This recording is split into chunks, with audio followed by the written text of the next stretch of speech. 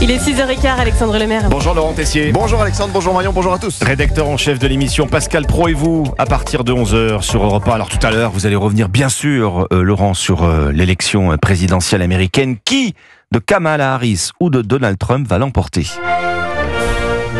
Mesdames, messieurs, ne réfléchissez pas, ne répondez pas à cette question, car la bien-pensance des people, des artistes, l'élite culturelle le fait à votre place dans ce grand show qu'est l'élection présidentielle américaine.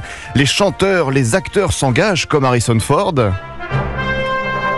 I'm Harrison Ford. This election, I'm casting my ballot for Kamala Harris. Allez hop, une voix pour Kamala Harris. Ah tiens aussi, Julia Roberts,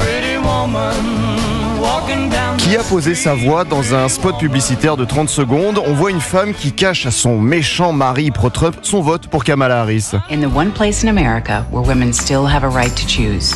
Vous pouvez voter comme vous le souhaitez et personne n'en saura rien. Nous avons aussi la chanteuse Beyoncé en train de faire un discours sur scène avant de lancer l'arrivée de Kamala Harris. Please give a big, loud Texas welcome to the next president of the United States. Mais aussi Robert De Niro qui appelle à voter Kamala Harris. Kamala Harris has plans, real plans. Ah, ça ne s'arrête pas là, tiens, Leonardo DiCaprio. That's why I'm voting for Kamala Harris. She helped lead the most significant climate action in U.S. history. Kamala et j'en passe, mesdames, messieurs, ne réfléchissez plus aussi. En France, la bien-pensance médiatique, la bien-pensance du service public est là, a réfléchi pour vous.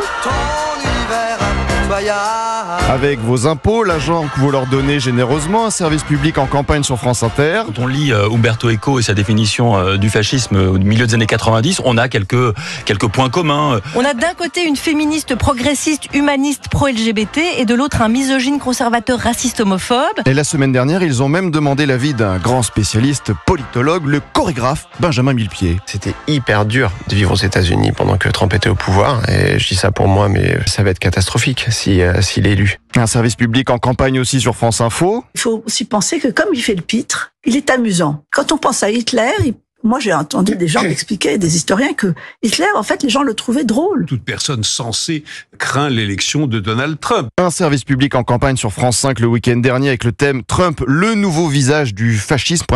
On appelle plein d'experts. Ses arrivées en avion. Avec atterrissage devant la foule. C'est quelque chose qu'Hitler a utilisé en 1932. Et encore le week-end d'avant avec une docteure en neurosciences. Il est en parfaite empathie avec son électorat raciste. Le service public, mais pas que. Hier soir, BFM et ce titre « Trump, président, un danger pour la France ».